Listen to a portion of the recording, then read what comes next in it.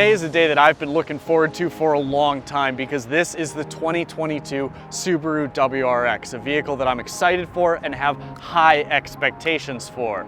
We're here on the California coast, but before we take this WRX into those California hills and see if it lives up to those expectations, we'd like you to subscribe to the CarGurus YouTube channel and head to cargurus.com, read the full written review of this vehicle. Let's start with a walk around the exterior, starting at the front, where the 2022 WRX doesn't look so dissimilar from the 2021 model. We still have a hexagonal grille, we have beautiful LED headlights, and of course we have a standard hood scoop. Coming down the side, things get a little more polarizing, largely because of this plastic body cladding that some people really don't like, but I see it and I think, the WRX is a rally-bred sports car. It makes sense that it would have a little cladding. Plus, this is Subaru. I mean, they know where their bread is buttered. They put cladding on everything and they're not hurting for it. Now, what I didn't expect was that the cladding would have this texture to it, which is actually an aerodynamic texture. We don't really think about textures as being aerodynamic. Normally they're shapes, but like the dimples on the surface of a golf ball, this has these kind of like hexagonal inlays, sort of, which genuinely do help it kind of break up turbulence and cut through the air a little more smoothly. Similarly, we've got these little cutouts at the back of the wheel well. That lets all that air that gets trapped in the wheel area while you're driving, gives it a nice, smooth, aerodynamic place to shoot out. Overall, I think the best angle of this car is from the profile, but as we head towards the back, things get a little busier and not bad per se, but a little more different. First, the taillights have this kind of like multifaceted, almost like shards of glass. Subaru says it's supposed to look like magma when they're lit up on the taillights. I do think it looks pretty good. It's definitely new and interesting. What I don't love is all of this plastic down here. It just makes it look a little disjointed, a little busy, particularly when it's juxtaposed with a bright orange like this one. What I don't have any problem with, however, is the quad exhaust pipes. Can't go wrong with those. Next, we're gonna take a quick peek inside, and then we're going for a drive.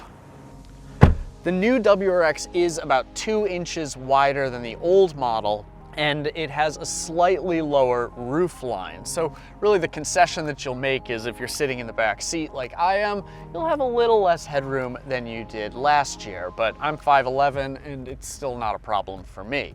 On the bright side, we have more trunk space in the 2022 than we did in the 2021, and up front things look better. There's definitely better materials, better fit and finish. Granted, that wasn't necessarily saying a whole lot considering that I was not thrilled with the interior of the 2021 WRX. Overall, it looks like we've got a lot of parts here that maybe have been taken from other Subaru models, but even if they have, not a huge problem. It still looks pretty good. We've got black cloth seats in our test model. They have red stitching on them, which is, makes it really feel like a sports car, and we have a flat bottom steering wheel, which feels terrific. We also have a 6-speed manual transmission, which just looking at it from back here makes me want to get into this seat and take this thing for a drive.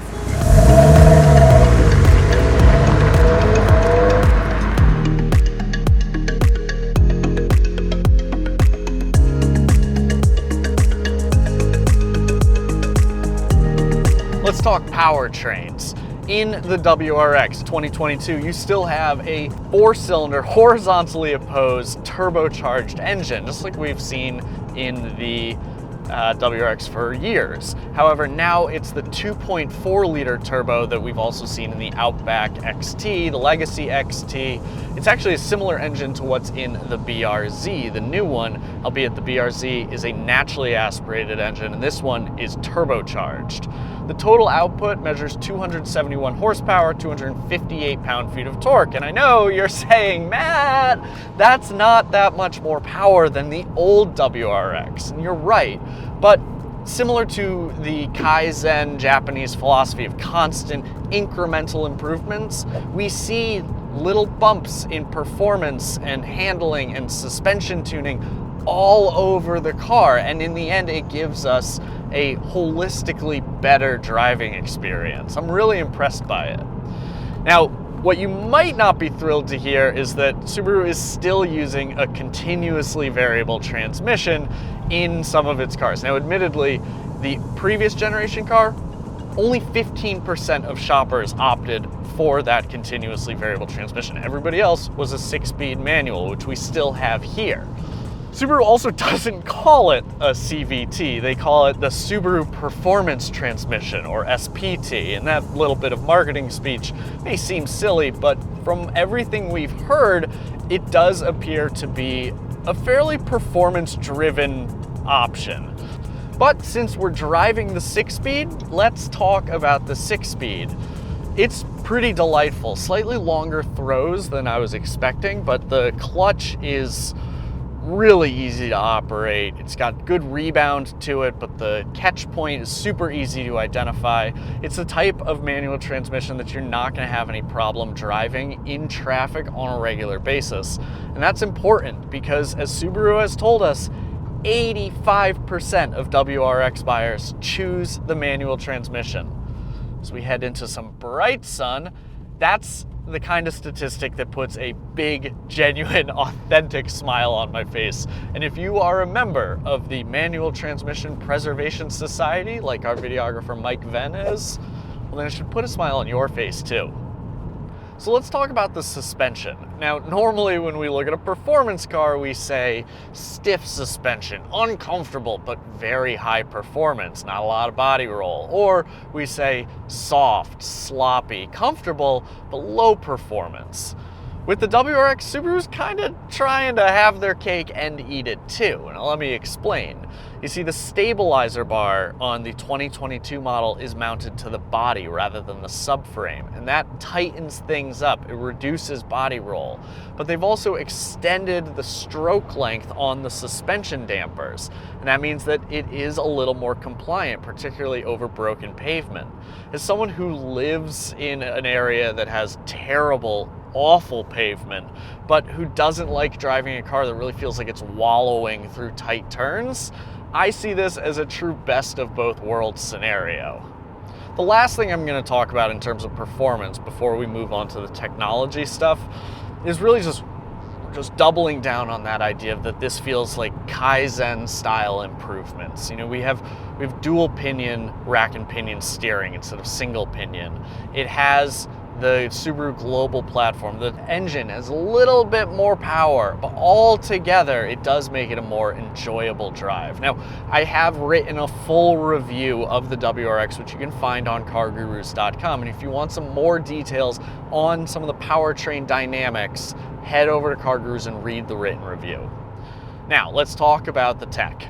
In our car, and in most WRXs, you are going to find an 11.6-inch tablet-style display. So it's vertically oriented, or portrait style rather than landscape, and it does look pretty great. It's not standard across the board. If you get a base trim WRX, you don't get the 11.6-inch touchscreen. Instead, you get not one, but two 7-inch displays, and it's not exactly the most graceful looking design, but we haven't had an opportunity to test it. So we'll be interested to hear what you think about it if you've tested it, and of course we want to get our hands on one as well. Now, my favorite part about this display is how Subaru, almost called them Volvo, Subaru has integrated some physical controls around the exterior. So we have a physical volume knob, and we have a physical tuning knob. We have physical buttons for the HVAC and for the front defroster, the rear defroster. That stuff is critical because you touch those all the time, and if they're buried within the touchscreen, then it just increases the chances that you're going to get distracted. The infotainment software is called Starlink, and in general, it is pretty good. It's got big, bright colors and big, bright icons. The graphics are reasonably sharp, so I don't have a lot of complaints about that. I wish there were even more physical buttons, but overall, software works well. It is worth noting that Android Auto doesn't look quite right on this display. I think a big part of that is that it splits it in half. So even though it's a tall screen, Android Auto only shows up on the top half. Now the upshot here is that means you can have like Google Maps up there, but then still have your Sirius XM satellite radio below it. And I kind of like that, but it just looks a little half-baked, especially when you compare it with Apple CarPlay, which takes up a lot more of the screen real estate. You don't get that I can see two things at once deal, but it looks a little more well thought out. Still not quite as crisp as the Starlink system itself, though. Where technology meets safety is with Subaru's advanced driver assistance system called EyeSight. Now, the bad news is that if you get a 6-speed manual transmission WRX, you don't get EyeSight. And I wondered why that was the case. I mean, the obvious kind of common sense answer is that if you are in an emergency braking situation, engaging automatic emergency braking would just stall a manual transmission car, but it couldn't be that obvious. It couldn't be that basic, right? Well, I asked Subaru, and yeah, that's why it is. So if you're wondering, that is the reason. Now, the good news is that if you get a CVT transmission, EyeSight works great. We have driven so many Subarus that have it. My personal Subaru has it. It has won accolades, and for good reason. If you don't get an EyeSight-equipped WRX, all is not lost. This is still an inherently safer vehicle than the previous generation WRX, and that's largely because the Subaru global platform that this car is built on, it absorbs more energy in a crash than the previous architecture. Now, beyond that, it also, obviously there's a full complement of airbags. It has 7 of them, including a driver's knee side airbag. But at the end of the day, let's all just agree to drive safely and try and avoid getting in a crash. So what's the verdict on the WRX? Well, it's pretty much what you would expect. It is a fast all-wheel drive sedan with a stick shift. That's what we want. That's why we buy it. That's why I love this car. In terms of my expectations, there are some things that I'd like to see a little more of. I would like it if it had a bit more power and definitely a bit more torque.